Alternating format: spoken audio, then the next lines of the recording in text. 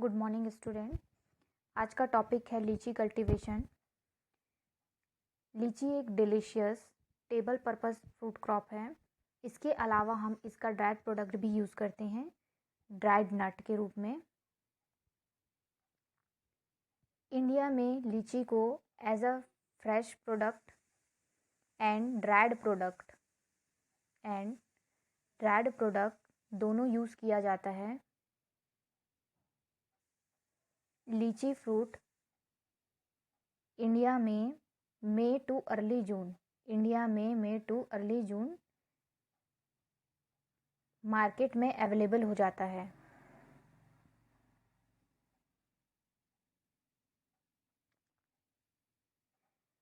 लीची की हिस्ट्री की बात करें तो लीची का ओरिजिन है साउथ चाइना, या उसी को हम बोलते हैं southern China.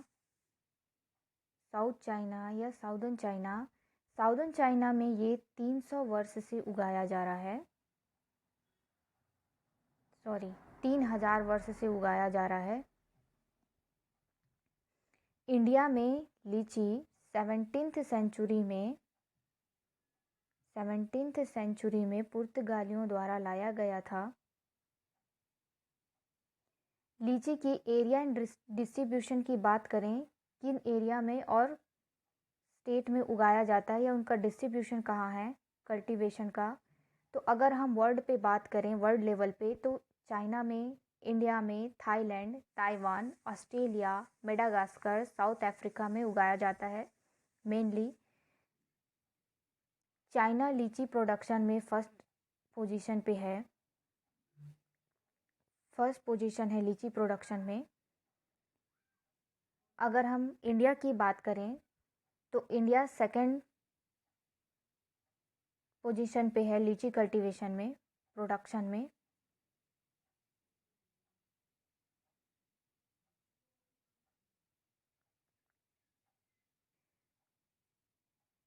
Area and distribution अगर इंडिया में देखा जाए तो सबसे ज़्यादा ग्रो करते हैं नॉर्दर्न साइड पे, नॉर्थ इंडिया में बिहार में सबसे ज़्यादा ग्रो किया जाता है। बिहार में भी स्पेसिफिक नॉर्थ बिहार, जो कि लीची कल्टीवेशन का 70 से 80% कल्टीवेशन या प्रोडक्शन सिर्फ नॉर्थ बिहार से आता है।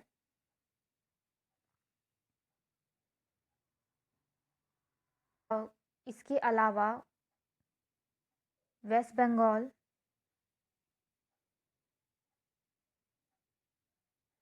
असम, उत्तर प्रदेश, यूपी, उत्तरांचल जो कि अब चेंज होकर उत्तराखंड हो गया है, हिमाचल प्रदेश आदि राज्यों में उगाया जाता है। लीची का कॉमन नेम है काइंड ऑफ फ्रूट। लीची को हम बोलते हैं kind of fruit.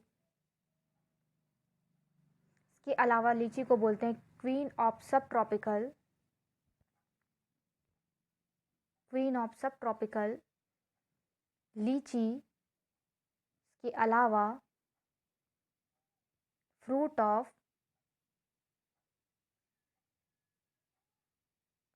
Of high commerce.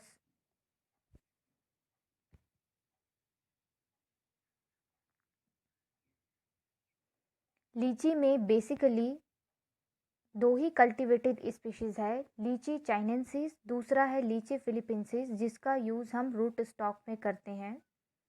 लीची फिलिपिंसिस का यूज़ रूट स्टॉक में करते हैं। लीची की फैमिली है साइपनडेसी फैमिली को बोलते हैं सोप बेरी फैमिली। इसके अलावा इसको बोला जाता है सोप बेरी फैमिली। लीची का क्रोमोसोम नंबर है 30। लीची को बोला जाता है evergreen subtropical fruit crop with petalless flower. Major acid जो ऑर्गेनिक एसिड होता है, citric acid, malic acid, oxalic acid, तो लीची में प्रीडोमिनेंट एसिड है वो मैलिक एसिड प्रेजेंट रहता है। लीची फ्रूट है वो रिच सोर्स होता है विटामिन सी, 40 to 90 mg पर 100 ग्राम पल्प वेट। इसके अलावा लीची है वो कैल्शियम का भी रिच सोर्स है।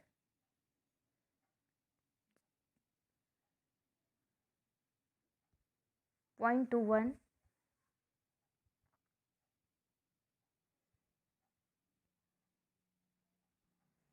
लीची में विंटर फ्लावरिंग होता है।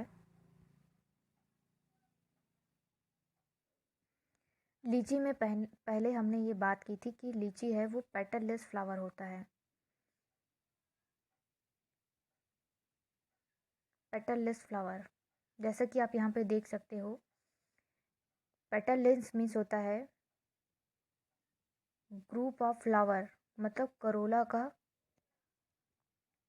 कोरोला का एब्सेंस होना। करोला का एब्सेंस होना ग्रुप ऑफ फ्लावर का एब्सेंस होना कहलाता है। ग्रुप ऑफ पेटल्स का एब्सेंस होना कहलाता है। ग्रुप ऑफ पेटल्स का एब्सेंस कहलाता है पेटललेस फ्लावर। इनफ्लोरेसेंस, इनफ्लोरेसेंस का मतलब होता है ग्रुप ऑफ फ्लावर या फूलों का गुच्छा, जिसको हम बोलते हैं इनफ्लोरेसेंस। इनफ्लोरेसेंस टाइप होता है पैनिकल, जैसा कि आप इसमें देख सकते हो। इसमें इनफ्लोरेसेंस टाइप होता है पैनिकल।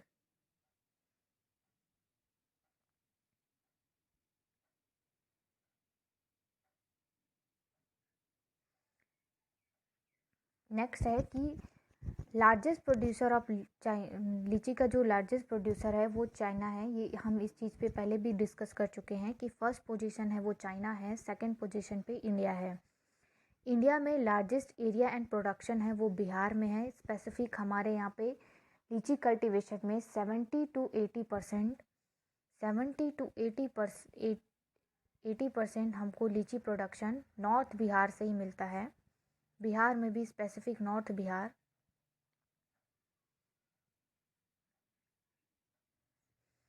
लीची में अगर हम क्लाइमेट की बात करें, जलवायु की, तो लीची एक सब ट्रॉपिकल क्रॉप है। सब ट्रॉपिकल क्रॉप में भी यह बेस्ट है अंडर मॉइस्ट सब ट्रॉपिकल क्लाइमेट के लिए। सब ट्रॉपिकल क्लाइमेट में summer month hot and humid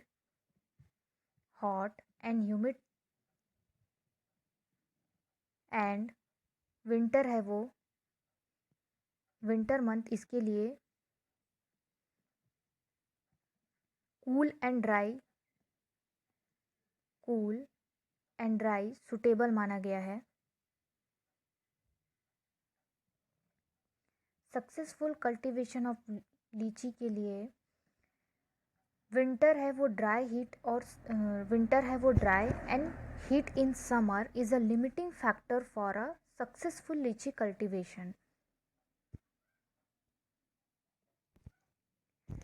In this cultivation,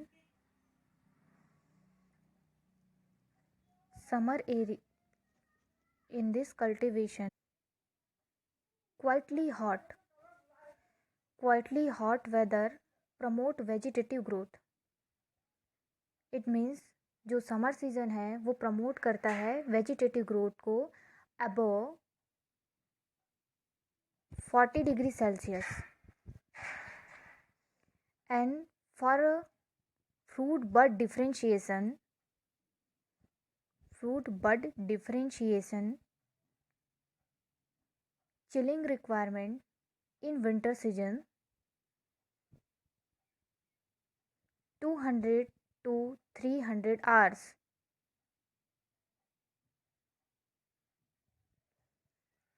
Then next topic is soil. लीची कल्टीवेशन में सॉइल मोस्ट इम्पॉर्टेंट है। लीची को ग्रो करने के लिए डीप फर्टाइल वेल ड्रेन्ड, जिसका ड्रेनेज सिस्टम बहुत अच्छा हो, वेल ड्रेन, लोमी सॉइल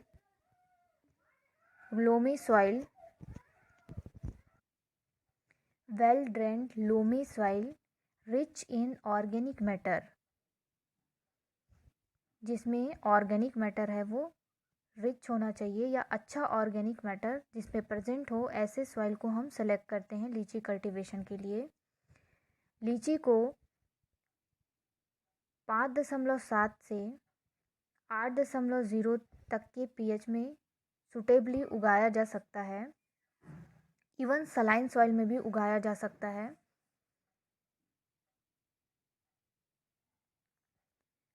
लीची को उगाने के लिए वेल ड्रेन्ड सॉइल इम्पॉर्टेंट है, क्योंकि लीची है वो स्टैग्ड वाटर जहाँ पे पानी का ठहराव हो, वहाँ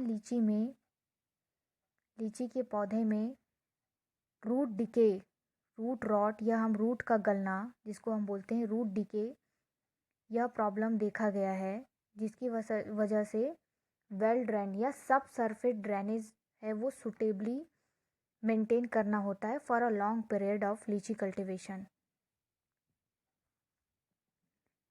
लीची में रेड स्किन, लीची का फ्रूट है वो रेड कलर का रहता है, वो एंथोसाइनिन के प्रेजेंस की वजह से रेड कलर का होता है। तीसरा, लीची एक नट क्रॉप है। सिंगल सीडेड नट। हम लीची में देखते हैं कि ये जो लीची का फल रहता है उसके अंदर एक सिंगल बीज रहता है, जिसको हम लोग इसी के नाम से बोलते हैं सिंगल वन सीडेड नट और a single seeded nut. Edible part है वो एरिल होता है। आउटर ग्रोथ ऑफ फ्लोरेस, जो हम पल्प खाते हैं उसको साइंटिफिक लैंग्वेज में बोला जाता है एरिल। इसके अलावा कुछ जो वैरायटी होती है लीची की वो सीडलेसनेस रहता है या सीडलेस वैरायटी रहता है, वह होता है स्टिमुलेटिव पार्थेनोकार्पी की वजह से। सबसे पहली बात तो पार्थेनोकार्पी होता क्या चीज़ है। पार्थेनोकार्पी, सीडलेस फ्रूट को हम बोलते हैं पार्थेनोकार्पी। सीडलेस फ्रूट वो नेचुरली भी हो सकता है, स्टिमुलेटिव भी हो सकता है, और तीसरा होता है स्टेनोस्पर्मोकार्पी। तो लीची में जो होता है वो है स्टिमुलेटिव का मतलब होता है उत्तेजित करना, through humans, through nature, through any application of chemical और पीजीआरस और फर्टिगेशन, जिसकी वजह से वो स्टिमुलेट होके सीडलेस जैसा बिहेव करना लगे, तो उसको हम बोलते हैं स्टिमुलेटिव पार्थेनोकार्पी। पॉलिनेशन, लीची है वो क्रॉस पॉलिनेशन को प्रमोट करता है। लीची एक क्रॉस पॉलिनेटेड क्रॉप है। लीची के क्रॉस पॉलिनेशन का एजेंट है हनी बी, पॉलिनेटिंग एजेंट है हनी बी, जैसा कि आप देख सकते हैं। जैसे मैंने पहले बताया था, लीची की 2 ही कल्टीवेटेड स्पीशीज़ है, लीची चाइनेंसिस जो कि एडिबल या टेबल पर्पस के लिए यूज़ किया जाता है, दूसरा है वह है रूट स्टॉक के लिए लीची फिलिपिंसिस। लीची फिलिपिंसिस में जो नट का साइज़ होता है वो बड़ा होता है एज़ कम्पेयर टू लीची चाइनेंसिस, जिसकी वजह से इसमें जो पल्प कंटेंट है, या हम इसमें निकालते हैं nut and pulp content ratio, जिसमें से नट का साइज़ है वो बड़ा रहता है और पल्प कंटेंट है वो कम होने की वजह से ये एडिबल में कंसीडर ना होके रूट स्टॉक पर्पस के लिए यूज़ किया जाता है। लीची को बेसिकली प्रोपोगेट किया जाता है सीड से। अगर हम कमर्शियल की बात करें तो एयर लेयरिंग से, या उसी को बोलते हैं मॉर्कटेज या गुट्टी बांधना। अगर हम प्रोपोगेशन में सीड प्रोपोगेशन की बात करते हैं तो सीड प्रोपोगेशन को बोलते हैं सीडलिंग।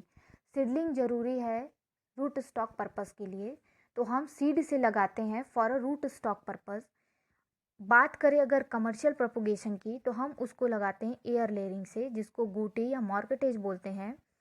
इसमें क्या होता है, लीची को के टर्मिनल शूट को सेलेक्ट करते हैं, जो कि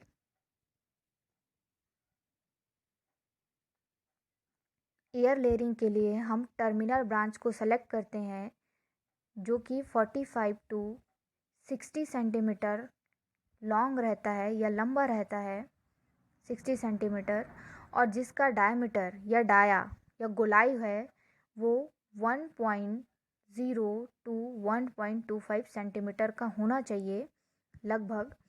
इसके अलावा हम इसमें इंसाइजन या कट देते हैं, या width ring of bark is removed, हम उस बार्क को रिमूव करते हैं थ्रू शार्प बडिंग नाइफ। हम ये सेलेक्ट किए हैं प्लांट, उसमें हम एक कट देते हैं रिंग शेप का, जो कि 4 सेंटीमीटर लंबा होता है। शार्प बडिंग नाइफ से हम देते हैं, कटिंग करते हैं। इसके अलावा इसमें रूटेक्स पाउडर या स्पैगनम मॉस लगा के इसको पॉलीथीन शीट से कवर करते हैं और लगभग 1 मंथ में रूटिंग स्टार्ट हो जाता है। इसमें रूट आना दिखने लग जाता है। रूटिंग के स्टार्ट होने के बाद 1 महीने के बाद हम पॉलीथीन को रिमूव कर देते हैं। पॉलीथीन को रिमूव कर देते हैं। उसके बाद इसको हम 2 महीने के लिए फॉर 2 मंथ हम इसको नर्सरी बेड में राइज करते हैं, या नर्सरी बेड में हम इसको रेडी करते हैं, देन ट्रांसप्लांटिंग करते हैं। अब हम बात करते हैं प्रॉमिसिंग वैरायटी या इम्प्रूव्ड वैरायटी का। तो इसमें जो सबसे ज़्यादा ग्रो करने वाली वैरायटी है, कॉमन वैरायटी देहरादून। देहरादून जो कि पंजाब, हरियाणा, उत्तराखंड की फेमस वैरायटी है। इसमें TSS होता है 17%, टोटल सॉल्युबल शुगर 17%। इसके अलावा वैरायटी है कलकतिया। कलकतिया नाम से ही पता चल रहा है कि ये वेस्ट बंगाल की फेमस वैरायटी है। इसमें 18% TSS होता है। इस वैरायटी में 18% TSS होता है।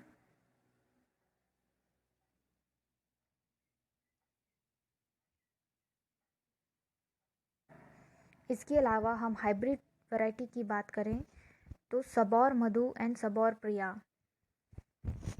सबौर मधु एंड सबौर प्रिया जो बिहार एग्रीकल्चर यूनिवर्सिटी है सबौर, वहाँ से रिलीज्ड वैरायटी है। दोनों के पेरेंट्स है पूर्वी इंटू बेदाना। NRC लीची की बात करें, नेशनल रिसर्च सेंटर फॉर लीची,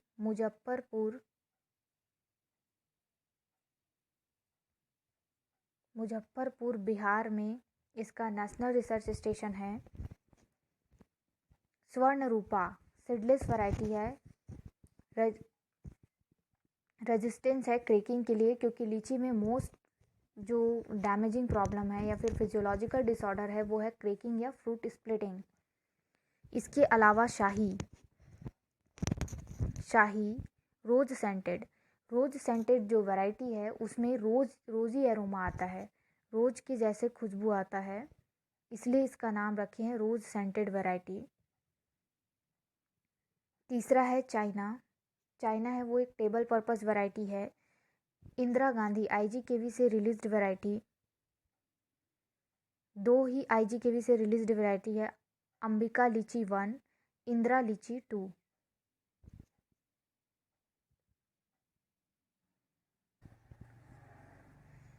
फ्लावरिंग एंड फ्रूटिंग। लीची में फ्लावरिंग फ्रूटिंग कब स्टार्ट होता है?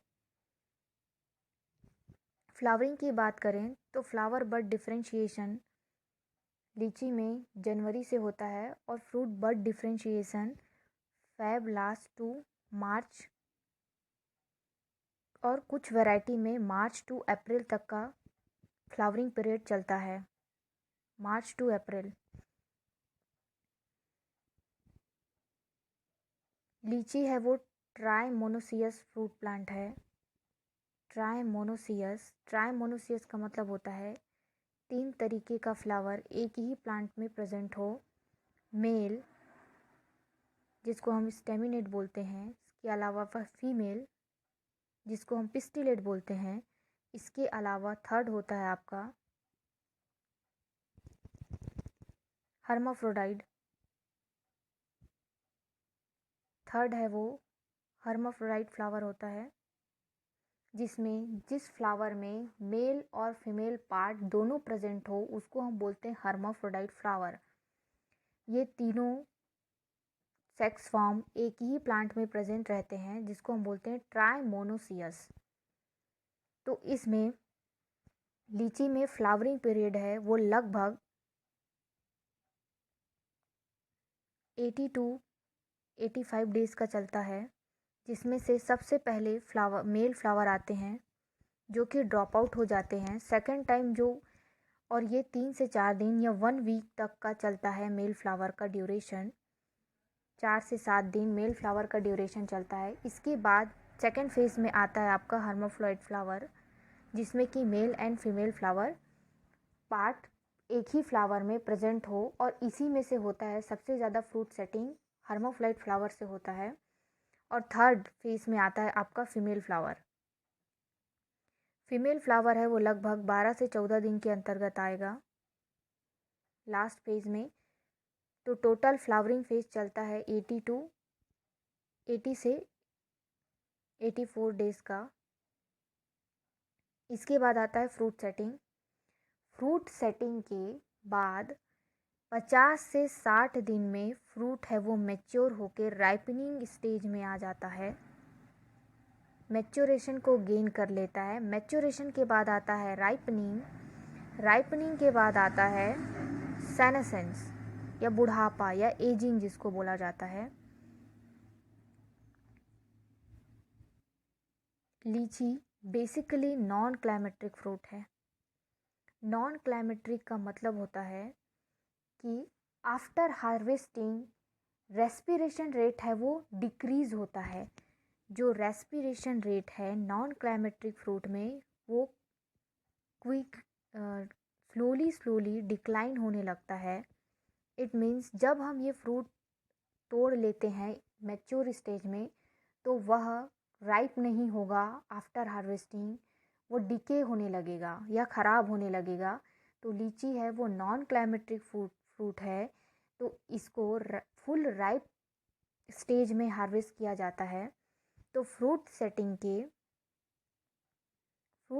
के 50 से 60 दिन बाद लीची है वो हार्वेस्ट करने के लिए रेडी हो जाता है। इसके अलावा लीची में कलर चेंजेस आएंगे। Pale pink to dark pink colour का फ्रूट होगा, पेल पिंक से डार्क पिंक या ऑरेंज कलर में कन्वर्ट हो जाएगा फ्रूट स्किन। तो हार्वेस्टिंग इंडाइसेस या हम जिसको बोलते हैं मैच्योरिटी इंडाइसेस, वो लीची का इस प्रकार से होता है। लीची कल्टीवेशन में मेजर प्रॉब्लम है fruit drop and alternate bearing. Fruit drop है वो सडन इरिगेशन। लीची एक समर सीजन क्रॉप है या समर सीजन में winter to summer early spring to late spring का फ्रूट क्रॉप है। स्प्रिंग सीजन की बात करें हम, जैसे ही स्प्रिंग सीजन की बात करते हैं, तो इसमें अर्ली स्प्रिंग की बात करें तो लास्ट फेब के लास्ट से मार्च के सेकेंड वीक तक अर्ली स्प्रिंग का सीज़न होता है। लेट स्प्रिंग जिसको बोला जाता है, जून एंडिंग को हम लेट स्प्रिंग बोलते हैं। देन ऑटम या हमारा रेनी सीजन स्टार्ट हो जाता है। इसी बीच में हम इसका flowering and fruit setting to harvesting तक का प्रोसेस चलता है लीची का। तो यह एक समर सीजन क्रॉप है, जिसकी वजह से फ्रूट ड्रॉप है वो सडन इरिगेशन। लीची में इरिगेशन इम्पॉर्टेंट है। लीची कल्टीवेशन में सबसे इम्पॉर्टेंट फैक्टर है टाइम टू टाइम इरिगेट करना। अगर हम समर सीजन की बात करें तो वीकली हम इसमें इरिगेट करते हैं या इरिगेशन देते हैं। इरिगेशन एक मेजर फैक्टर है कंट्रोल करने के लिए फ्रूट ड्रॉप को लंबे समय तक, या सॉइल में 50% तक अगर मॉइस्चर कंटेंट कम हो जाता है, अगर हम सडन इरिगेशन देते हैं तो फ्रूट क्रैकिंग है वो आता है। इसके अलावा फ्रूट ड्रॉप भी आता है। फ्रूट ड्रॉप है वो इनिशियली, अगर हम फ्रूट ड्रॉप की बात करें तो इनिशियली जो फ्रूट ड्रॉप होता है वो इम्प्रॉपर इम्प्रॉपर पॉलिनेशन या फर्टिलाइजेशन की वजह से होता है। सेकेंडरी फ्रूट ड्रॉप है वो मैच्योर स्टेज में होता है तो वाटर डिफिशिएंसी की वजह से होता है। जो फ्रूट ड्रॉप है वो सेकेंडरी, अगर हम देखें बाद में मैच्योर स्टेज में देखें तो वो वाटर डिफिशिएंसी की वजह से होता है। इसके अलावा environmental factor, weather and climate responsible होते हैं फ्रूट ड्रॉप के लिए। अल्टरनेट बेरिंग मतलब कि होता है on end of season. On season जिस टाइम पे हम फ्लावरिंग या फ्रूटिंग करते हैं या लेते हैं जिस किसी प्लांट से, तो उसको बोला जाता है ऑन सीज़न। ऑफ सीज़न जिस सीज़न में प्लांट अपना वेजिटेटिव ग्रोथ ही करे उसको हम बोलते हैं off season. Alternate bearing varietal character होने के साथ साथ इन्वायरमेंटल फैक्टर को भी फॉलो करता है। कुछ वैरायटी का कैरेक्टर ही होता है कि वो अल्टरनेट बेयर करे, एक साल बेयरिंग दे दूसरे साल ना दे। कुछ होता है इन्वायरमेंटल फैक्टर, अगर किसी प्लांट में हैवी फ्लावरिंग आई है प्रीवियस ईयर, किसी प्लांट में हैवी फ्लावरिंग या फ्रूटिंग आई है प्रीवियस ईयर, और अगर वो प्लांट अल्टरनेट बेयरिंग को फॉलो करता है तो डेफिनेटली नेक्स्ट सीज़न उसमें फ्लावरिंग फ्रूटिंग नहीं आएगा, क्योंकि उसने प्रीवियस ईयर बहुत ज़्यादा हैवी फ्लावर और फ्रूटिंग कर चुका है या कर लिया है। इसके अलावा और भी रीजंस हैं। एम्ब्रियो अबॉर्शन से रिलेशन है। आफ्टर फर्टिलाइजेशन आपका एम्ब्रियो है वो अबॉर्ट हो जाए तब भी फ्रूट ड्रॉप आता है। इसके अलावा हाई टेम्परेचर, अगर फ्लावरिंग एंड फ्रूटिंग में सडन टेम्परेचर फ्लक्चुएशन होता है उस टाइम पीरियड पे तब भी फ्रूट ड्रॉप आएगा। इसके अलावा न्यूट्रिशनल एंड मॉइस्चर स्ट्रेस, जो न्यूट्रिशनल मतलब जो हमको फर्टिलाइजेशन देना है या फर्टिगेशन करना है वो अगर टाइमली नहीं हुआ तब भी फ्रूट ड्रॉप आता है। इसके अलावा moisture stress, generally moisture stress है वो हमारा प्रॉपर इरिगेशन ना होने की वजह से आता है। कंट्रोल करने के लिए, कंट्रोल मेजर्स या कंट्रोल करने के लिए हम IAA इंडोल एसिटिक एसिड का 40 ppm स्प्रे कर सकते हैं। इसके अलावा NAA नैफ्थलिक एसिटिक एसिड का 20 ppm स्प्रे कर सकते हैं कंट्रोल करने के लिए। कलरिंग पर्पस, एट्रैक्टिव कलर या मार्केट कैप्चर करने के लिए फ्रूट के एट्रैक्टिव कलर के लिए या कलरेशन के लिए हम सल्फ़र डाइऑक्साइड का यूज़ करते हैं कलरिंग पर्पस के लिए। अगर हम इंसेक्ट या डिसीज़ की बात करें तो इसमें मेजर पेस्ट है माइट। दूसरा डिसीज़ की बात करें तो मेजर डिसीज़ है रेड रस्ट।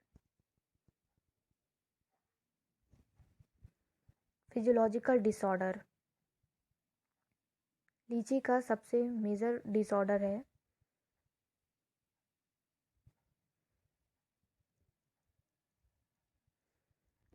चिकन टंग है डिसऑर्डर, जो कि आप देख सकते हो जो नट का शेप है, जो नट का साइज़ है वो चिकन के टंग जैसा दिखाई दे रहा है।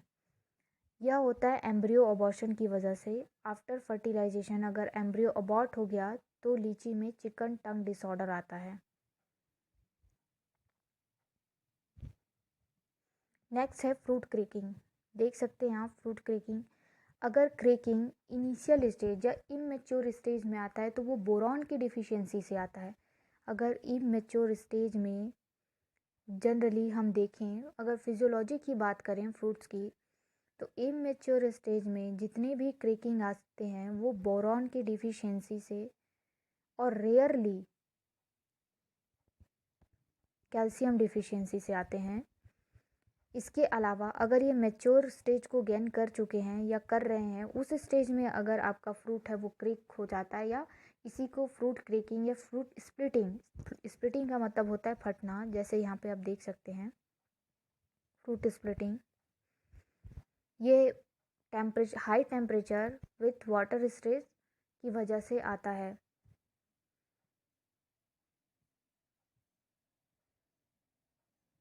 जो कि डायरेक्ट लॉस करता है यील्ड को, डायरेक्ट हमारे यील्ड को लॉस करता है। इसके अलावा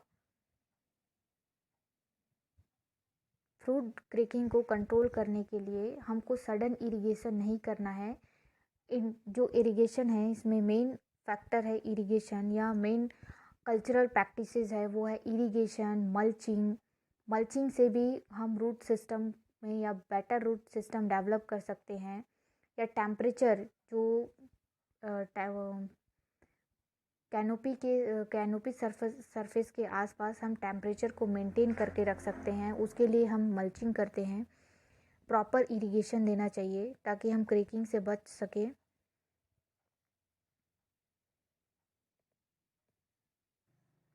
लीची में अगर हम ट्रेनिंग प्रूनिंग की बात करते हैं तो लीची में इनिशियली जो किया जाता है ट्रेनिंग, वो फ्रेमवर्क डेवलपमेंट करने के लिए हम ट्रेनिंग करते हैं। प्रूनिंग रिक्वायर नहीं, नेसेसरी नहीं है, बट प्रूनिंग हम इन्फेक्टेड पार्ट्स को निकालने के लिए। इसके अलावा क्रॉस मिलिंग, जो एक दूसरे से क्रॉस सेक्शन ब्रांच है या क्रॉस मिलिंग जो ब्रांचेस है उसको रिमूव करने के लिए हम प्रूनिंग पर्पस करते हैं या प्रैक्टिस करते हैं प्रूनिंग।